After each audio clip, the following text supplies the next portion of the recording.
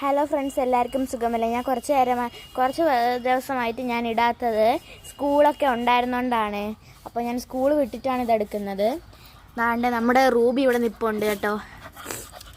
അപ്പോൾ റൂബിയുടെ കൂടൊക്കെ ഇവിടെ റൂബിയുടെ കൂട് ഫുള്ള് പൊളിഞ്ഞു പോയി. അങ്ങനെയാണ് അവളെ ഇങ്ങനെ ഇവിടെ നിർത്തിയേക്കുന്നത്. അതുകൊണ്ടാണ് ഇവിടെ ദശു ഇവിടെ കിടന്ന് എന്ന് വിളിക്കുന്നുണ്ട് ഗൈസ്. അപ്പോൾ ഇവളെ അതുകൊണ്ടാണ് ഇവിടെ കെട്ടിയിട്ടേക്കുന്നത്. അപ്പോൾ അവളെ കൂട് കാണിച്ചു തരാം. കണ്ടോ, നേരത്തെ കൂട് ഇപ്പോൾ കോഴിക്കൂടാക്കി. കാരണം ആ കൂടിന് ഭയങ്കര ഇതാണ്, മീൻസ് അത് റൂബി കിടക്കുമ്പോഴത്തേക്കും അത് പൊട്ടിപ്പോവും.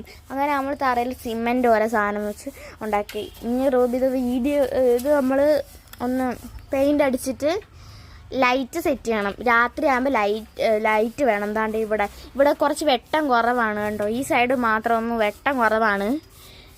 ഈ സൈഡൊക്കെ വെച്ചിരുന്നെങ്കിൽ കുഴപ്പമില്ലായിരുന്നു കേട്ടോ.